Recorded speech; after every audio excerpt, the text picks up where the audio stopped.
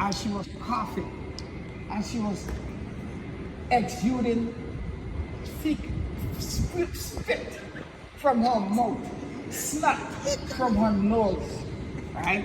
And she was gasping for life in itself. Right? What's up, guys? You know it's your girl Flex Junior, so I'm back with another video. So guys, this is my face.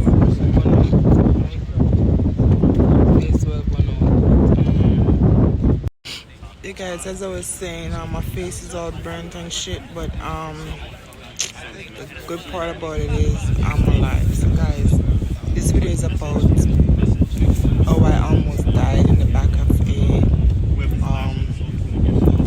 Humvee. So stay tuned, guys, and listen to my story. Yeah guys, so may I just make an update on what happened. So it's like this: we were in the back of an Humvee, like 4 of us was in the back of an Humvee, and we were going to the some place to turn in the vehicles.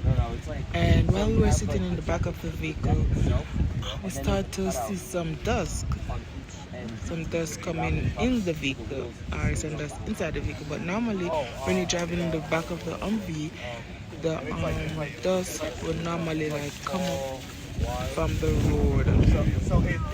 So we thought it was like the dust kicking up from the speed of the vehicle, so we weren't paying it any mind. Then we started smelling this scent. I'm like, what's that smell?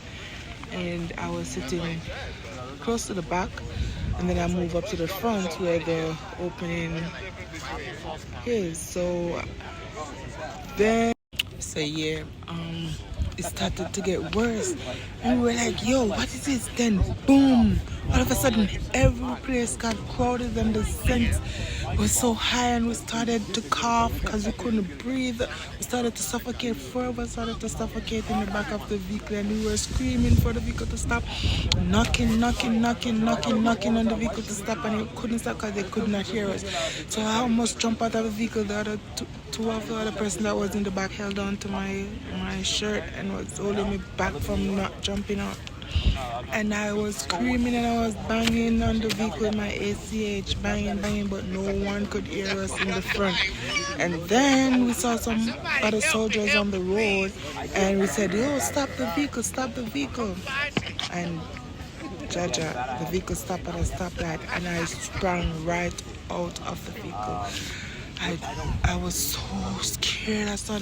I was coughing, throwing up, coughing, shaking, couldn't breathe.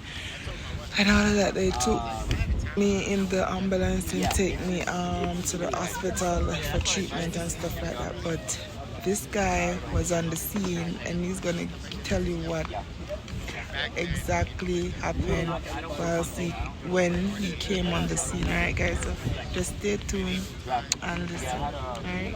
No. And she was coughing, and she was exuding thick spit from her mouth, snot from her nose, right? And she was gasping for life in itself, right?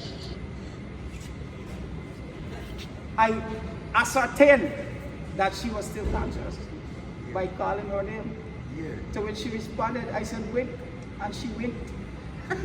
I gave her my fingers. I said, squeeze my fingers, and she squeezed. So I knew she was conscious, right? She continued to have difficulty breathing, and I told her to rinse. I took the hose from my CamelBak, my personally issued military, and I opened the nozzle. I said rinse, and she rinsed. I said rinse, and she rinsed. But in the process of rinsing, it washed a whole bunch of saliva out of her mouth. Now, Doctor, you should have seen her face. I took my left hand and I wiped her face, and I wiped the snot in the sleeve of my shirt. The sleeve of my shirt. Right? Now, I continued to offer first aid and monitor specialist babies. Did you get consent to offer this first aid? There's a statute in the laws of America that exempts me from anything that happens in the process of issuing force aid. Right? Now, I continue to issue force aid until the police arrived. Two vehicles were dispatched here, and they further called for the ambulance, but the police gave her oxygen, and in the midst of her breathing this oxygen, I was there with her, removing the mask because I didn't want her to choke on her own saliva as she was coughing while oxygen was being administered. So for us last docket, it was a gruesome scene. It was very bad, right? And I continued to give her water to rinse her mouth. I took water, washed the spit off my hands, and just wiped the spit away from her own face, just to add some sense of decency to her appearance. In such a state, right? Now, the ambulance came, paramedics came, and they administered first aid, and they put her on a stretcher, and they put her to the back of the vehicle, and they looked around at the sea of soldiers and said, who's going to the hospital with her? Sea of soldiers, including NCOs and officers. I'm just a specialist. I gave them a chance. No one said a quack. I said, I'll go to the hospital with her. I rode in the ambulance.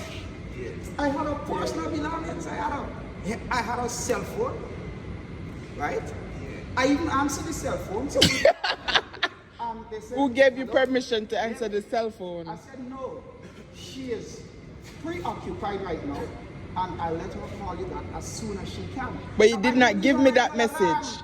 To say, oh my goodness, she's in the ambulance going to the hospital. I didn't do that, right? We got to the hospital, right? I filled out all the paperwork for her. I read it to her. Yeah. I said, sign here. This is where you sign it to. Sign here. This is where you sign it to. So this, she gets on her life over you. I collected her discharge papers, right? I said, I advised her, I said, we need to go to the pharmacy as a matter of urgency. So instead of coming back to ORTC, I called staff, Sergeant First Class Rodney, and said, we need to go to the pharmacy right now. Right now, right? Now, on our way to the pharmacy, we stopped to get some food. And she offered to buy me whatever. I said, man, I'll go number 5 Trader Joe's. I don't eat a lot. I don't maintain the same sexy thing eating fries and milkshakes.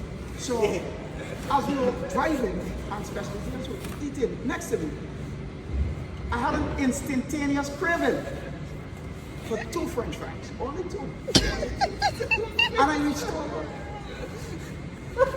and she slapped my hand, and she said, how you doing? How you guani, sir? I was surprised. Now, I wonder if this is the same person to which I offered myself just a mere 60 minutes ago. So at this point, especially there's a attempt to justify smacking my hand away.